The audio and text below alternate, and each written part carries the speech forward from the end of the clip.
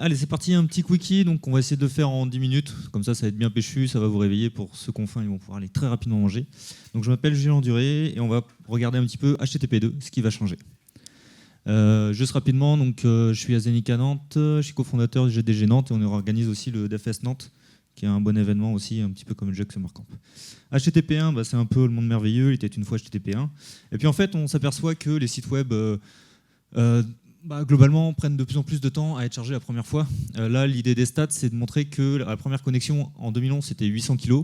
Maintenant, il faut 2,1 mégas à la première connexion pour récupérer la page d'accueil des, je sais plus, c'est les 1000 sites les plus visités dans le monde. Donc comme quoi, en fait, c'est important de voir l'évolution du web. Il y a un autre aspect aussi, c'est que les gens l'utilisent de plus en plus sur leur mobile. Et globalement, en fait, ça peut être quand même intéressant d'optimiser certaines choses au niveau du web. L'autre notion intéressante, c'est le nombre de ressources téléchargées. Donc on était rendu à 80 en 2011.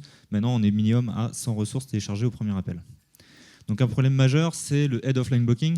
L'idée, c'est de se dire, c'est comme voilà, il y a la queue à la caisse. De toute façon, peu importe la caisse, si tout est rempli, on est obligé d'attendre. Et ça, c'est quand même assez gênant.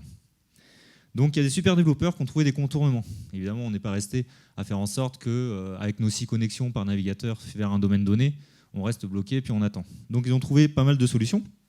Une première solution, c'est la notion d'image spriting. Au lieu d'appeler 10 images différentes, on essaie de les concaténer en une seule image, puis après en CSS, on les redivise. Donc ça, c'est assez connu.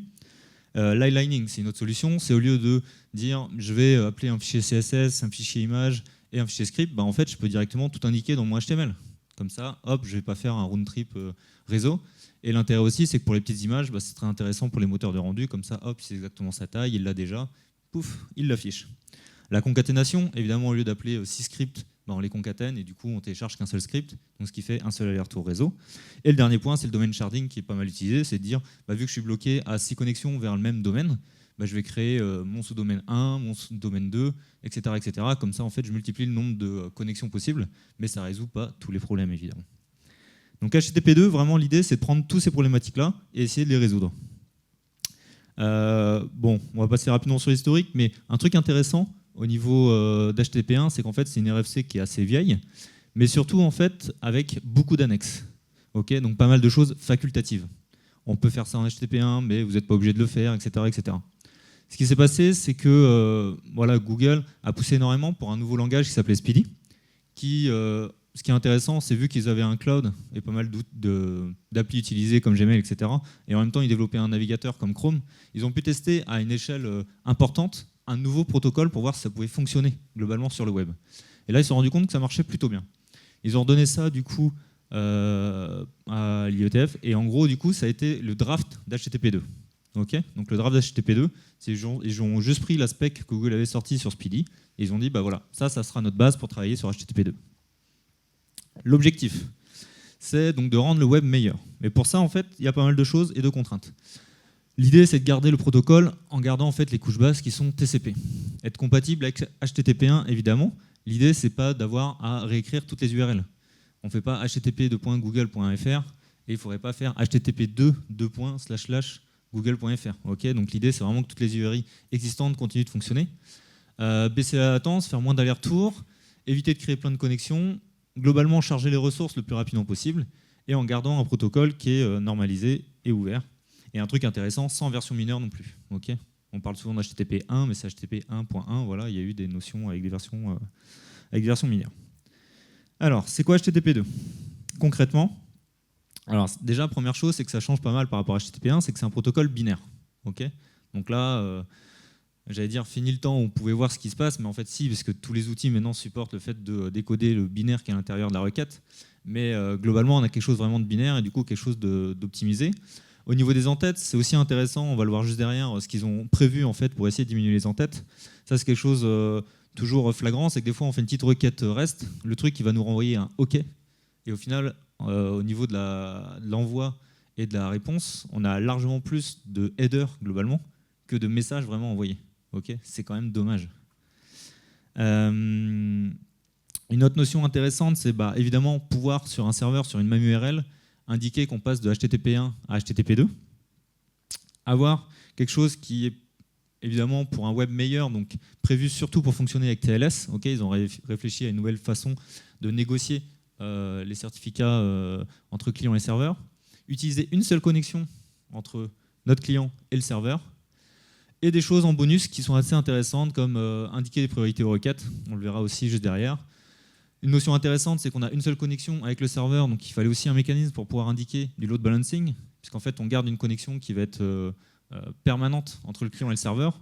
Mais du coup, si le serveur a du mal à tenir la charge, il fallait quand même pouvoir dire au client, bah, va peut-être voir ailleurs. Okay, donc il y a ce genre de mécanisme directement prévu. Et du coup, du multiplexage. Alors le multiplexage, résumé, bah, voilà, c'est assez simple, c'est qu'on a différentes requêtes et en fait, vous pouvez être envoyé, tous ceux qui ont fait des cours de réseau voilà, savent ce que c'est le multiplexage. Une notion avancée intéressante, c'est la notion de prioritisation, de priorité. L'idée, c'est vraiment de donner des priorités pour qu'elles soient téléchargées avant d'autres. Alors, un use case qui peut être intéressant en HTTP2, c'est qu'on va pouvoir dire, par exemple, sur une page d'accueil, on a une image tout en haut et une image tout en bas, dire bah, télécharge en priorité l'image qui est tout en haut, okay, et pas l'image qui est tout en bas. Et pouvoir dire potentiellement, si la personne scrolle directement, de dire bah, finalement, elle a scrollé tout en bas, bah, affiche plutôt l'image qui est tout en bas, et plus tard, après, tu téléchargeras l'image qui est tout en haut. Okay, on va pouvoir rechanger un peu les priorités comme ça, par rapport au flux qui est envoyé. Donc ça, c'est un bon exemple. L'autre notion intéressante, c'est la notion de serveur push, pour se dire en fait qu'on va pouvoir pousser de la donnée avant que le navigateur parse le HTML et trouve ce qu'il faut télécharger, c'est-à-dire un script, une CSS et peut-être des images. Okay, donc l'idée, c'est de pousser directement ça.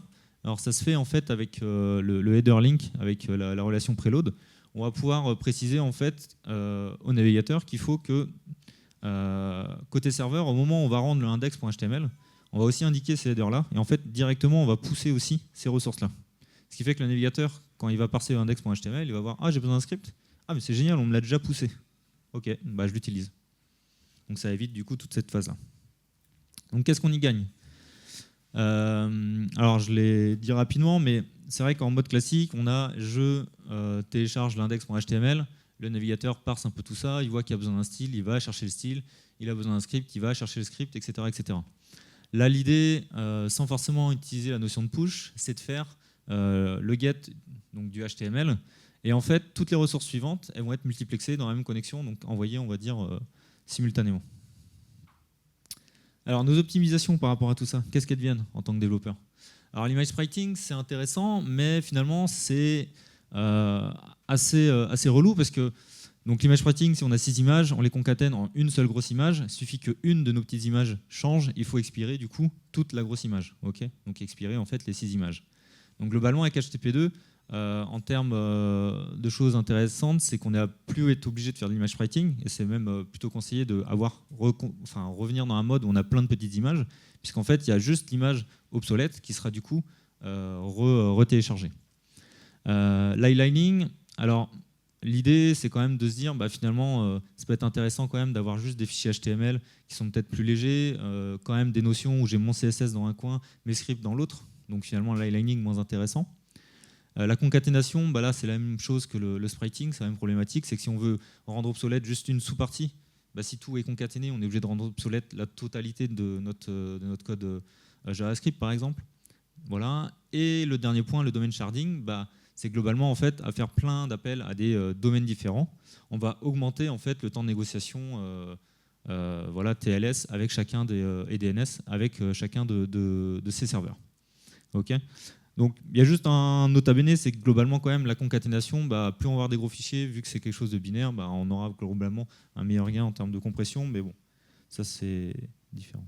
Alors ça c'est une petite stat qui est intéressante, c'est en gros l'idée, le Vulcanize, qui est en haut à droite en rouge, c'est quelque chose qui est juste, Vulcanize c'est concaténé, okay, donc on a un serveur en no push, un truc qui est concaténé en no push, un truc qui fait du push de tous les fichiers, et quelque chose qui est concaténé, qui fait du push du coup avec des fichiers concaténés.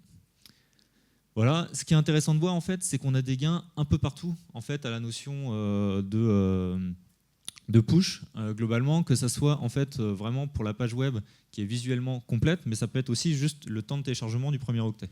Okay, donc vraiment des gains intéressants. Alors, la suite, qu'est-ce que ça va donner ? Bah, en fait, l'adoption est plutôt bonne. Déjà, il y a pas mal d'outils. Tout l'outillage en fait est prêt pour ça. Donc les curls, les Wireshark ou ce genre de choses que vous avez l'habitude d'utiliser peut-être pour regarder, voilà, tracer vos requêtes, bah, évidemment, implémente HTTP2. Au niveau des langages, donc le langage Go l'implémente, Python, PHP, Node, Java avec le connecteur Jetty, on l'a aussi. Et au niveau des serveurs, il y en a pas mal qui l'implémentent. Il y a même certains serveurs qui sont créés exprès pour supporter dès le départ en fait avoir une espèce d'implémentation de référence qui était H2O. Mais maintenant, donc je vous l'ai dit, connecteur Jetty, Varnish, même Apache CMI, donc bon, quelque chose qui est plutôt bien implémenté. Et puis côté navigateur, en fait, ça fait pas mal de temps déjà qu'ils les implémentent. Alors, je parle pas trop d'IE, mais à partir de Edge, vraiment tous sont OK avec ça. Et un autre aspect intéressant aussi, c'est l'aspect, en fait, sur les sites web des géants comme Twitter, Facebook ou autres, à chaque fois qu'on fait une requête, on a déjà du HTTP2. Okay, si vous vous connectez aujourd'hui, que vous regardez dans votre console, Twitter l'utilise déjà depuis plus de 6 mois. Donc on a un petit H2 qui indique en fait c'est le protocole HTTP2 qui est utilisé pour nous envoyer nos données. Okay, bon, je fais un peu de pub en même temps, mais c'est accessoire. Alors juste pour finir, est-ce que ça va marcher ? En fait, l'idée, c'est de se dire que Google avec Speedy a montré l'adoption d'un protocole et en fait, ils avaient estimé qu'ils avaient géré 1% des requêtes mondiales à un moment donné et que ça marchait. Okay, il y avait beaucoup de monde qui disait changer HTTP, non mais n'importe quoi, tout le monde l'utilise, on ne peut pas changer ce truc-là. Après, il y a toujours la notion que voilà, si vraiment on a besoin d'avoir des vieux navigateurs, va falloir faire cohabiter un certain nombre de choses. Donc peut-être un site qui est avec tout ce qu'il faut en spriting pour avoir les optimisations classiques, et peut-être un autre qu'on a moins besoin. Donc ça, c'est jamais évident. Juste une remarque aussi au niveau d'HTTPS. L'idée aussi, c'est d'être... donc HTTP2 fonctionne dans les browsers uniquement avec HTTPS. Et du coup, une notion aussi qu'on voit chez certains clients, c'est de ne pas oublier qu'HTTPS, ça fait plus de requêtes vers vos serveurs. Pourquoi ? Parce que si je suis avec mon SOCH et que j'appelle Facebook, en fait, ça se trouve, j'ai un proxy de tout ce qui est en HTTP tout court, qui est fait chez Soch, j'arrive à le dire. Et en gros, ce qui se passe en HTTPS, c'est qu'on appelle vraiment le serveur final, vraiment chez Facebook. Okay, et en fait, chez nos clients qui implémentent aussi ce truc-là, il ne faut pas oublier que du coup, globalement, on a une charge, un nombre de requêtes qui arrive plus conséquent qu'avant. Okay, c'est juste un nota bene. Et l'avenir, c'est juste que Google ne s'arrête pas là. En fait, ils expérimentent l'équivalent d'HTTP2, mais en utilisant un autre protocole que TCP sur l'UDP. Ils ont appelé ça Quick. Voilà, si vous avez des questions, venez me voir. Et puis je vous remercie de ne pas être allé manger trop vite pour voir le Quickie. Merci.